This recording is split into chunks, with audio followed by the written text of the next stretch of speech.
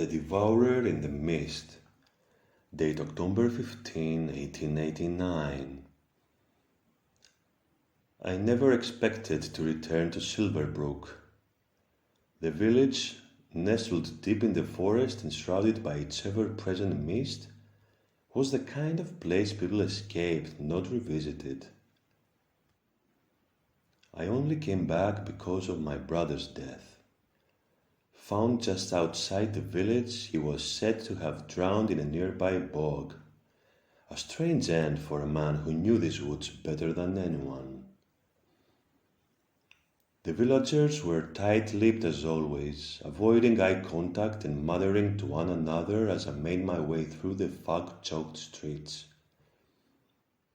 I hadn't been here in nearly 2 decades, but nothing had changed except the mist. It seemed thicker, heavier, like it was alive. It clung to everything, smothering sound and light alike. And it moved, not with the breeze but with a purpose, swirling in places, sinking low in others, as if it had a will of its own. Date October 16, 1889. I've been staying in my brother's old house, going through his few belongings and trying to make sense of his death. The official report says he wandered too far into the bog and got lost in the mist. But something about that doesn't sit right with me. He was a hunter, a skilled woodsman. He'd never lose his way in these forests. The mist makes it hard to think. It presses against the windows, thick as a smoke, and creeps in through the cracks in the door. I swear I hear voice in it, low, guttural whispers that make the hairs on the back of my neck stand up. I asked the villagers what they knew, but they only gave me sideways glances, their faces pale, their lips tightly sealed. One man, old Josiah, a fisherman I remember from childhood, whispered something before shuffling off. "The Devourer," he said, his voice barely audible. "It's come back." I don't know what he meant, but I intend to find out. Date October 17, 1889. I ventured in the woods today, retracing my brother's last steps. The mist was thicker than I'd ever seen it, swirling around the trees and hanging low over the ground like a shroud. The further I walked, the more I felt like I was being watched. I saw things in the mist, shapes, shadowy and indistinct. At first, I thought it was my imagination, tricks of the light perhaps, but no, they were real. They moved just beyond the edge of my vision, shifting and flowing like the mist itself. I could never quite focus on them, but they were there, watching, waiting. And then I heard the sound, a low, deep growl echoing through the fog. It was not from any animal I recognized. It was as if the mist itself were growling, its unseen inhabitants staring with malevolent anger. I turned back, my heart pounding, and hurried home. When I reached the village, I noticed the people had locked themselves inside. Doors barred, windows shuttered. They knew something I did not. Date October 18, 1889. I asked Josiah again about the Devourer. He refused to speak at first, but after enough prodding, he relented. He told me of an old village legend, one that had nearly been forgotten, until now. The mist, he said, wasn't natural. It was a veil hiding something far older than the village itself. Long ago, the villagers had made a pact with the entity they called the Devourer, a creature that dwelled within the mist, feeding on those it lured in. In return for sparing the village, they offered sacrifices.